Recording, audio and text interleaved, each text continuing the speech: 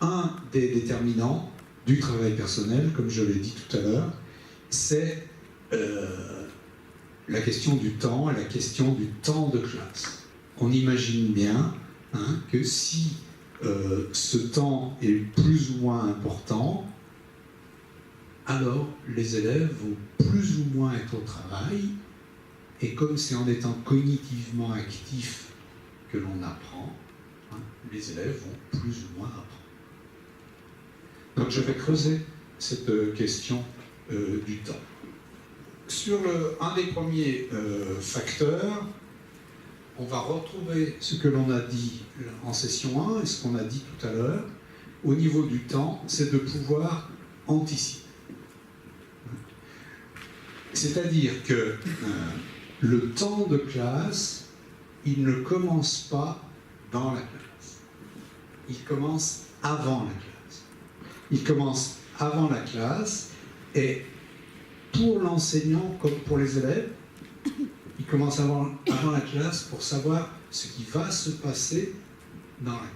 Quand les élèves, encore une fois, entrent dans la classe sans trop savoir ce qui va leur arriver, sauf qu'ils sont sur tel ou tel contenu avec telle ou telle personne, ils vont avoir du mal à être cognitivement. Vous, en tant qu'enseignant, qu'est-ce qu'il faut anticiper au niveau du temps? Il faut anticiper différentes étapes, bien délimitées dans leur durée, et on va voir quelles sont ces étapes. Quand vous préparez la classe et que vous préparez ce temps de réalisation, qu'est-ce qui va se passer en classe? Vous avez un certain nombre de choses à faire.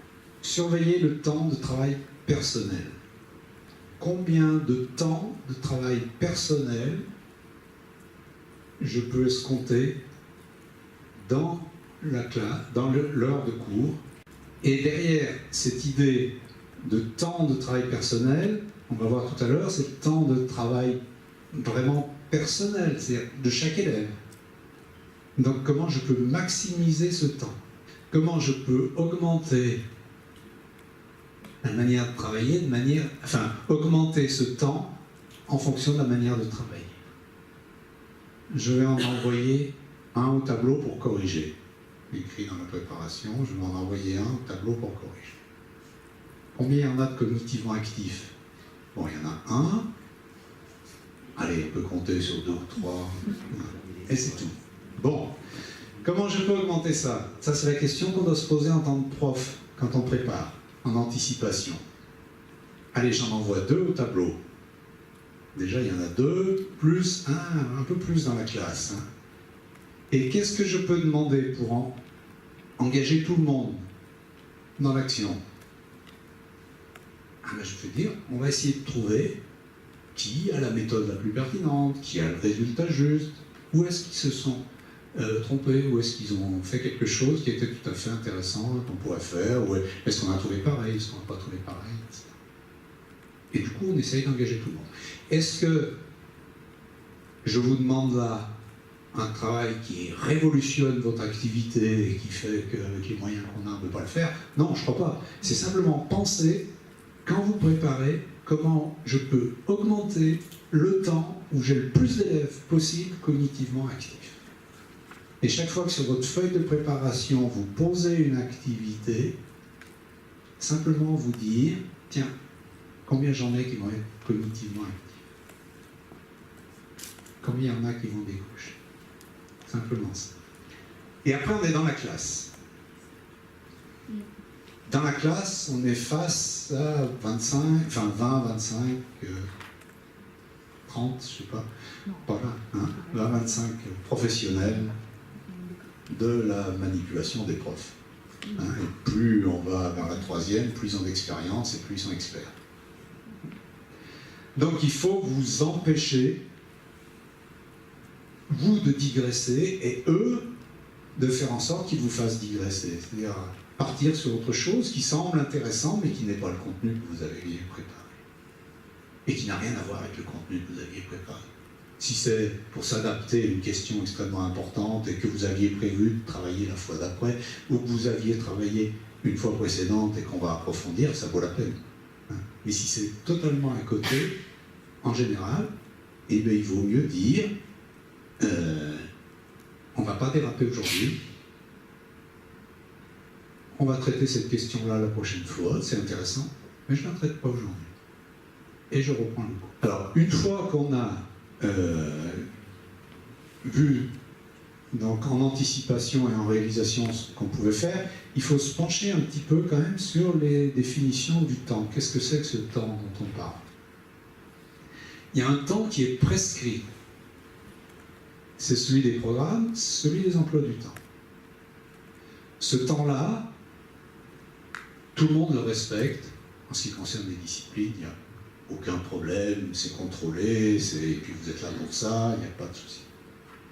Il doit aussi être respecté en ce qui concerne les contenus. C'est-à-dire que dans chaque discipline, tous les contenus qui sont prévus doivent être abordés. Même si il y a une partie de la discipline, on sait par exemple que la géométrie, quand on a affaire juste mathématiques, la géométrie, à une époque, c'était la résolution de problèmes qui était très très mal traitée. En lettres, il y a tout un travail, toute la compréhension, etc. Il y a des aspects comme ça qui de temps en temps sont oubliés. Derrière le temps prescrit, on a aussi le respect de ces contenus. Ça, c'est tout à fait officiel. On est loin des pratiques de classe, quand même. Donc après, il y a le temps prévu. C'est le temps que vous avez prévu, vous, dans votre pratique.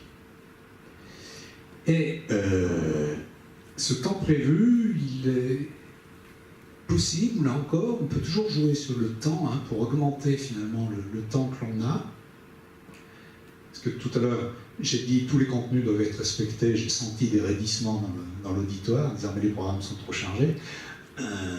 Oui, les programmes sont chargés, mais on peut jouer sur la combinaison de plusieurs disciplines pour toucher tous les contenus en augmentant en quelque sorte le temps prescrit. Si on fait de la compréhension de texte en histoire-géographie, on a travaillé de la compréhension de texte et d'histoire-géographie. Et je vous avais dit la dernière fois, essayez que les élèves comprennent que un énoncé de mathématiques, ça ne se lit pas comme un énoncé comme un texte littéraire ou comme un énoncé d'histoire-géographie. Là aussi, on travaille sur la compréhension de l'écrit. Donc on multiplie, à partir de ce temps prévu-là, on multiplie les possibilités de remplir toutes les cases du temps prescrit. On n'est toujours pas rentré dans la classe. On va rentrer dans la classe avec le temps réalisé collectif.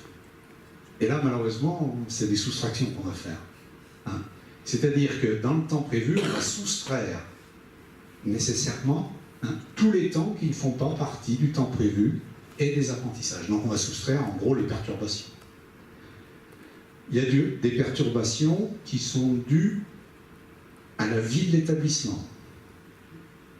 Il faut repérer les présents et puis envoyer très rapidement la liste des présents à la vie scolaire. Ça prend un certain temps. Et on voit quand on va dans les classes pour observer les pratiques que l'on cherche à observer, on observe aussi ce temps-là qui n'est pas lié au contenu. Et les pratiques des enseignants, des enseignantes sont différentes. Il y a certains qui s'efforcent de faire en sorte qu'il y ait du calme dans la classe, mais il ne se passe rien, le temps qu'ils remplissent les bordereaux. Et puis il y en a d'autres qui mettent les élèves en activité, et pendant ce temps, ils remplissent le bordereau pour la vie scolaire. Et du coup, ça gagne du temps, encore une fois, d'activité, de travail personnel des élèves. Est-ce que vous pouvez faire ça? Puis on voit quand on va dans des différents établissements, il y a des établissements qui sont organisés de manière très souple, et finalement, ce temps-là ne perturbe pas trop le temps de classe. Il y a des établissements, pour des raisons qui ne sont pas toujours voulues, la procédure est très très lourde et ça fait perdre les 5 premières minutes. Donc travailler ces questions-là. Et puis il y a toutes les perturbations liées au climat de classe. On en parlera tout à l'heure, à la gestion de l'autorité, à la gestion de la discipline. Et là, c'est ce temps-là qu'il faut réduire au minimum. C'est la responsabilité de chaque enseignant. Pour réduire ça au minimum, on a des leviers d'action hein, qui sont autour de la préparation, du contenu et puis de l'organisation du travail. Donc on va en parler aujourd'hui. Mais ce qu'on a vu la dernière fois, c'est aussi comment engager les élèves dans l'activité parce que, encore une fois, ils savent anticiper, parce qu'ils ont les moyens de surveiller, parce qu'ils savent qu'ils sont autorisés à adapter, c'est-à-dire à dire ben non, ça ne va pas, ce que j'ai fait, je recommence autrement. S'ils n'ont pas ces trois processus-là à leur disposition, il y a énormément d'élèves qui vont en profiter pour faire autre chose, donc perturber la classe et réduire le temps réalisé collectif. Mais on n'est encore pas au temps d'individus. Hein, et on a dit que c'est le travail personnel de l'élève qui nous intéresse ici, c'est pas le travail de la classe. C'est le travail personnel de l'élève. Donc on va encore soustraire. Hein. C'est-à-dire que c'est le temps réalisé collectif, moins tous les moments où chaque élève en particulier est distrait.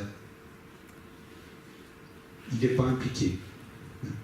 Ce qui fait que pour certains élèves qui n'arrivent pas à se mettre au travail, par exemple, on a un temps effectif qui peut être très réduit. Et c'est votre préoccupation, ça devrait être votre préoccupation lors de la préparation, de dire voilà, comment je fais en sorte que ce temps individuel effectif soit maximum. Je vais les mettre en groupe, par exemple. Comment faire en sorte pour que dans le travail de groupe, le temps individuel effectif soit au maximum? On a des règles d'action. On sait premièrement qu'il ne faut pas que le groupe soit trop important. S'ils sont 6, on est sûr qu'il y en a 2 qui font rien. Donc le temps effectif individuel diminue drastiquement. Donc les groupes de 3, 4, et j'en fais pas plus. Et on sait par exemple que s'ils ont chacun un rôle dans le groupe, alors ils sont responsables d'une partie de la tâche, et donc ils ont tous quelque chose à faire dans le travail de groupe. Est-ce que je peux mettre ça dans ma préparation? Oui, c'est assez facile. Ou non, je ne sais pas, mais je sais qu'il y a un collègue qui sait très bien faire ça, je vais lui demander. Hein? Se poser toutes ces questions-là dans votre préparation, comment faire en sorte que le travail individuel effectif du maximum de mes élèves soit le plus important possible, parce que ce temps-là, c'est le critère d'efficacité des enseignants. Alors, on a quelques outils à la disposition hein, dans les contextes dont on a parlé. Premier outil, donc c'est à partir du modèle que l'on a présenté tout à l'heure. Donc, quelle est l'organisation du travail hein, au niveau collectif qui peut favoriser le temps de travail personnel des élèves? On revient à l'anticipation, à ce qu'on a dit tout à l'heure. Hein. Et on se dit qu'il faut faire attention à augmenter le temps durant lequel le plus d'élèves possible sont réellement cognitivement actifs. Comment on va faire pour ça, quand on est au niveau de la réalisation? On s'aperçoit qu'il y a certains temps qui sont particulièrement sensibles en termes de travail personnel. Ces temps, c'est les premières minutes, en cours de route, au bout de 10 minutes, un quart d'heure, et puis juste avant la fin. Si vous surveillez ce qui se passe dans vos classes, peut-être que vous êtes déjà, comme vous êtes ceux qui sont expérimentés ou ceux qui ont été formés à ça, vous êtes déjà attentifs à ces questions-là.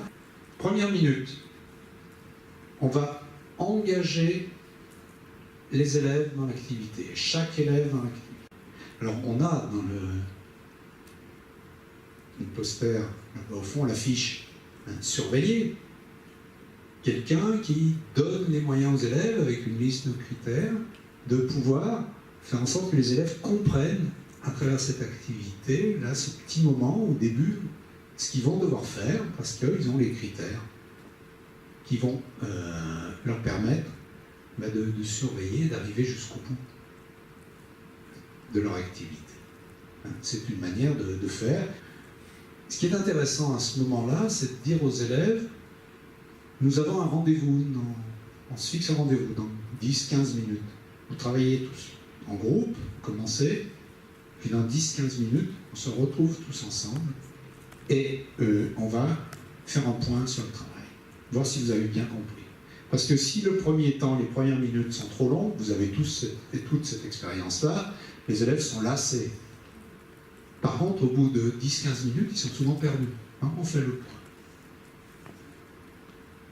Je vous avais donné l'exemple de cet enseignant d'éducation physique à la piscine et qui faisait ressortir les élèves de l'eau, ce n'était pas évident, et de ses collègues de sciences qui se sont dit, mais bon, nous, dans notre laboratoire, c'est plus facile, on pourrait quand même faire l'effort de faire comme lui.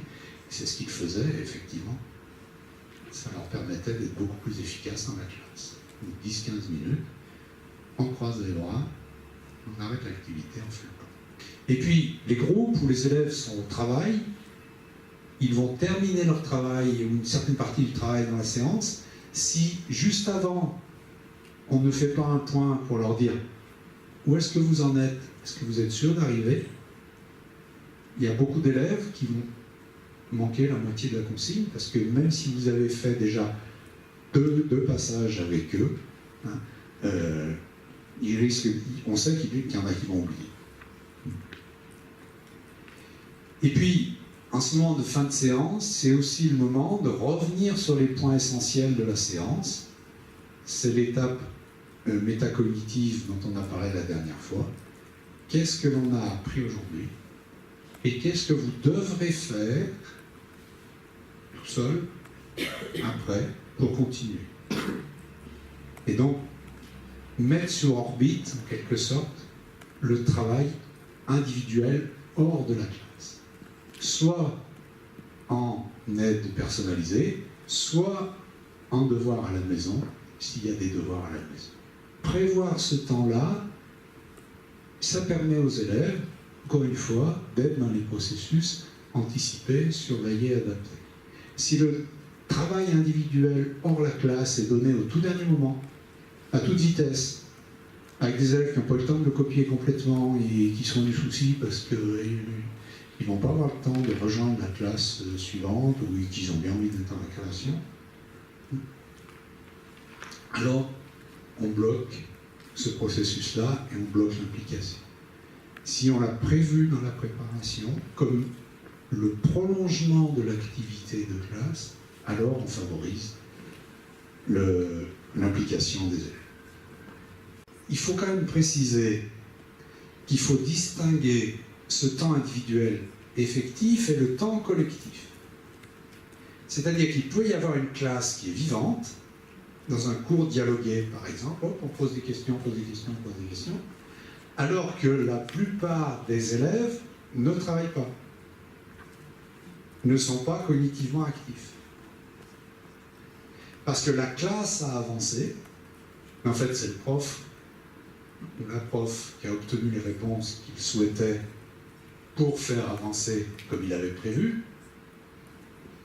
Ça donne une idée de classe vivante, hein, vue de l'extérieur.